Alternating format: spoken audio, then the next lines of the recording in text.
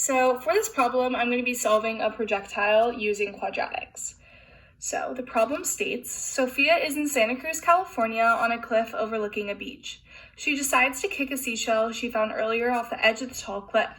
The distance, d, between the rock and the ocean, t seconds after being kicked, is modeled as d equals negative 16t squared plus 48t plus 64. How many seconds elapse before the shell lands on the ground? To begin, I'm going to kind of draw it out. So if you just draw something like this, and then I'm going to draw someone standing on a cliff like so. And basically what happens is she kicks this seashell and it goes off the cliff onto the beach. So next I'm going to write out this equation.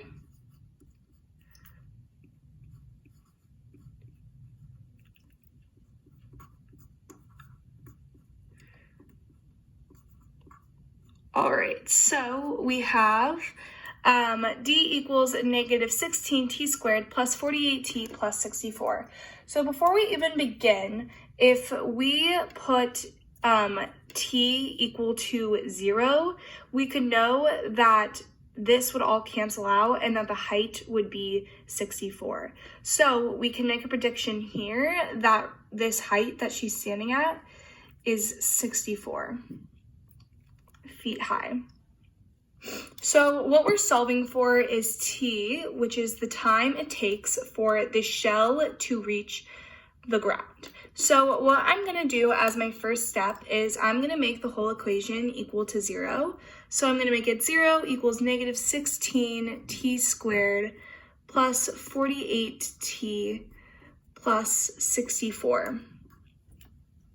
All right, so as my first step, I'm going to do factoring. So I'm going to write factoring right here in the corner just so it's clear how we're solving this problem. So looking at this problem, I noticed that I can take a negative 16 out of all of these numbers. So that is what I'm going to do. I'm going to put negative 16 on the outside right here. And then I'm going to make it t squared because, for an example, negative 16 times t squared equals negative 16t squared. Then I'm going to make this negative 3t because negative 16 times negative 3 equals 48. And then I'm going to do negative 4 because, once again, negative 16 times negative 4 equals 64. Now, after looking at this, I noticed that I can factor this down even more. So that is what I'm going to do. So I'm going to keep negative 16 there, but then I noticed that if I use the values of 1 and negative 4, I can factor this even more. So I'm going to write out first, I'm going to go like this. And then I'm going to put two t's here. I'm going to put a t here and I'm going to put a t here because t squared, there's two t's. And then I'm going to do a 4 and a 1. And I know it's a 4 and a 1 because 4 times 1 equals 4, and then 4 minus 1 equals 3. So I know it works. And then I'm going to do a plus and a minus. And if I FOIL this out, which would be first, and then you go there, and then you FOIL that out, multiply that out, like that, in that motion, you would solve and get this equation. But then in order to get this answer, you make this equation equal to 0.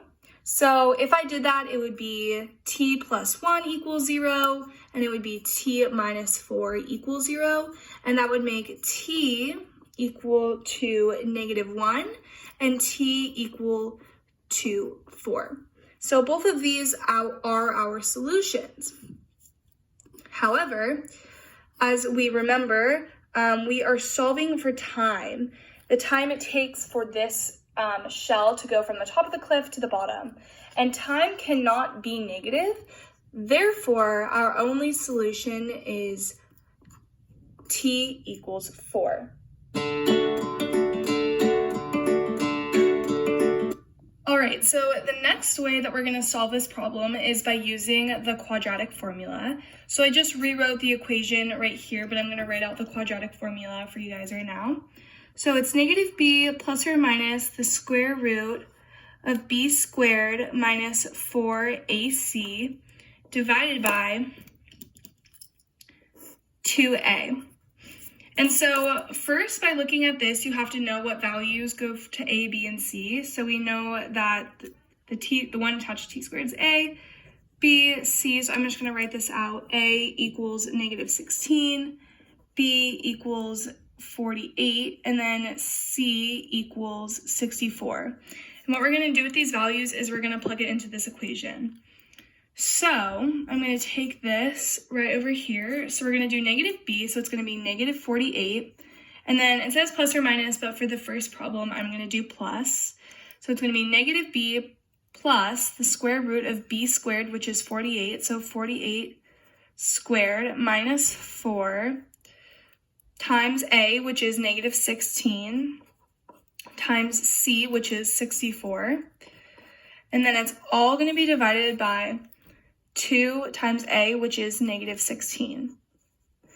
Then what you're going to do is you're going to use your calculator and you're going to plug all of these numbers into the calculator to solve for your answer. So after solving this one, the answer equals -1, which, as we know from our answers before, -1 is one of the solutions. However, time cannot be negative, so this isn't going to be the one that works. So we're going to use the quadratic formula again, but this time we're going to, instead of plus, we're going to do the minus. So I'm going to rewrite it out. So I'm going to do negative 48 minus the square root of 48 squared minus 4 times negative 16 times 64 divided by the whole thing divided by 2a, which is 2 times negative 16. Then, once you use your calculator and you solve this quadratic formula, you're going to get the value of 4, which, as we know, so t will equal 4, which means the time is 4. As you know, time only can be positive, so 4 is the only solution.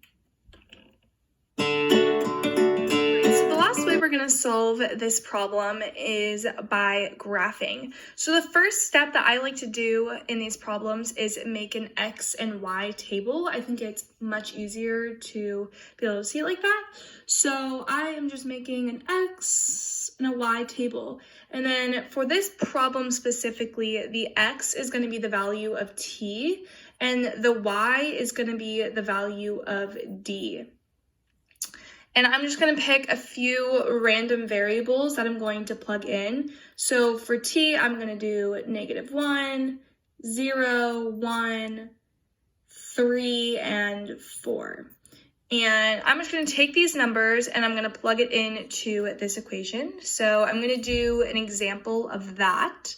So if I wrote out the equation right here, d equals negative 16t squared plus 48t plus 64.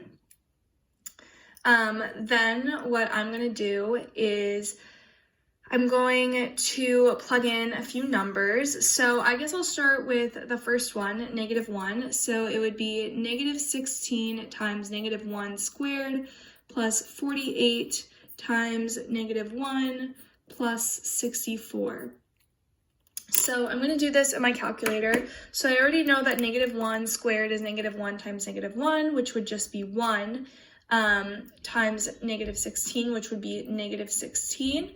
Then I know that this would be minus 48 because 48 times -1. So then we know the equation is going to look like this. So I'm going to plug it into my calculator as negative 16 minus 48 and then plus 64. I noticed that the answer is 0. So I'm going to table and I'm going to go put a 0. And I'm going to fill that out for the rest of the equations using the same process.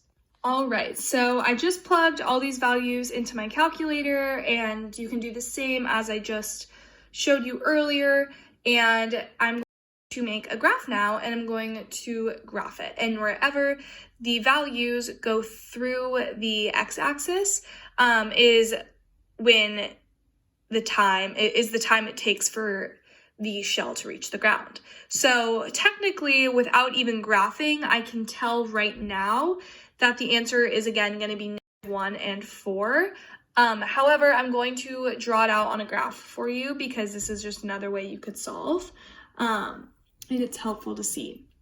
So I'm going to do a fairly large graph just because these numbers are pretty big. And I'm going to start off with my x-axis, just simply going to be -1, that's going to be 0, the origin 0. Then it's going to be 1, I'm going to do a 2, 3, 4. So as I already said, I can already tell that -1 is going to be -1. 0 is right here. So I'm going to plot that. But first, actually, I should label my y-axis. That's what I'm going to do now. And I'm just going to go up by tens just because these numbers are pretty large. So I'm going to do 10, 20, 30, 40, 50, 60, 70, 80, 90, and then 100. And I'm going to start graphing. So we have -1, 0, as we know. Then we have 0, 64. So I'm going to go here, 0, 64, like a pretty rough estimate. 1, 96. We're going to go 1, 96. 3, 64. So, oh, by the way, like this right now would be like 3, 64, as this is your x and this is your y value. So I'm going to go to 3, I'm going to go to 64 again. I'm noticing that now it's a downward trend. And then 4, 0. So 4, 0. And if I was to sketch this out, it would look like this, probably a bit nicer, but I'm not the most artistic. And you can tell from this that the projectile would hit the ground after 4 seconds because it lands on 4 and -1. That, as I've mentioned before, time cannot be negative. So the answer is x equals 4. And that is the answer when solving using graphs.